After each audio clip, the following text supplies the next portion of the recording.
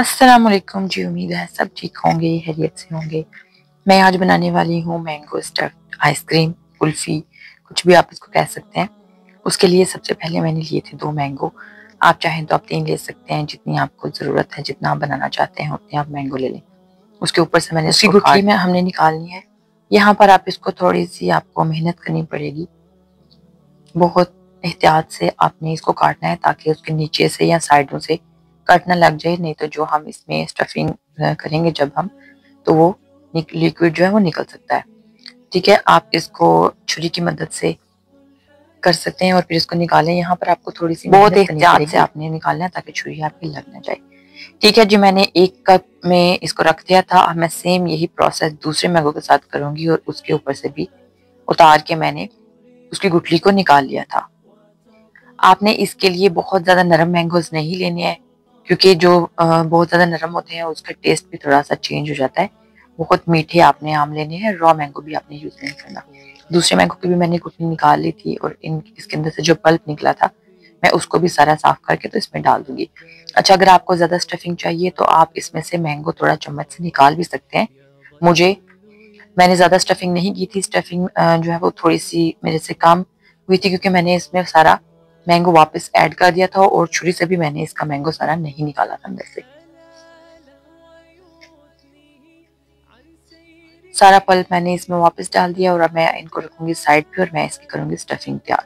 एक पैन ले लिया था मैंने और उसमें मैंने लिया था थोड़ा सा दूध। दूध अपने अंदाजे से लेना है। मैंने तकरीबन 1 कप दूध लिया था और उसको बॉयल होने के लिए रख दिया था। उसमें मैं डालूंगी 1 इलायची के दाने। आपके पास इलायची पाउडर है तो आप पाउडर डाल सकते हैं। मेरे पास पाउडर नहीं था तो मैंने उसमें दाने डाल दिए थे।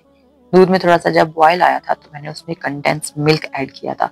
अच्छा देखें, ये ऑप्शनल है। अगर आपके पास नहीं है तो आप बिल्कुल इसको स्किप कर सकते हैं। आप इसमें शुगर ऐड करें और थोड़ा सा ड्राई मिल्क।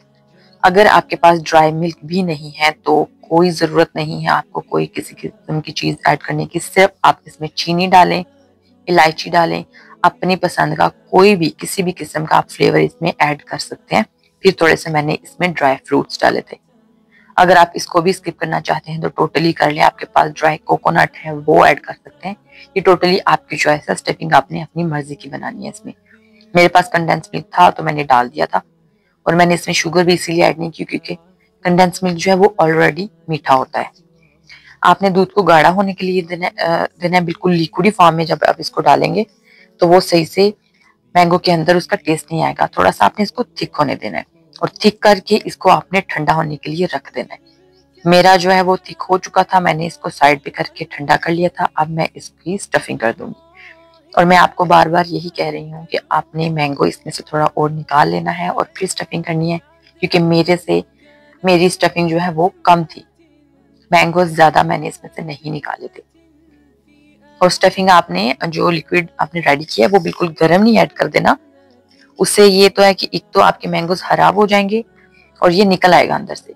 आपने दूध को ठंडा करके इसमें ऐड करना है और फिर इसको आपने फ्रीज कर देना है। फ्रीज भी अगर तो आप ओवरनाइट करते हैं तो वो सबसे बेस्ट है, लेकिन आप 6 से 7 घंटे भी इसको कर सकते हैं। मैंने इसको ओवरनाइट फ्रीज किया था। फिर मैंने उतार दिए थे इसके छिलके। बहुत ज्यादा अगर ये डेफिनेटली सख्त तो ये होगा, छिलके इसके मुश्किल से उतरेंगे।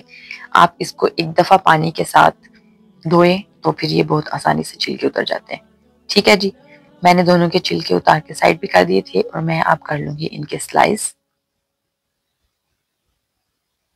ये देखें जी, मैंने इसके स्लाइस कर लिए और ठंडी ठार और मजे की मैंगो स्टफ्ड कुल्फी आपकी रेडी है।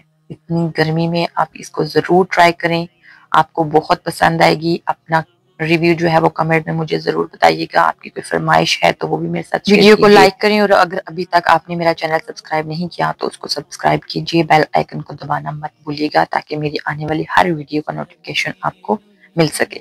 अगली वीडियो आने तक के लिए अल्लाह हाफिज।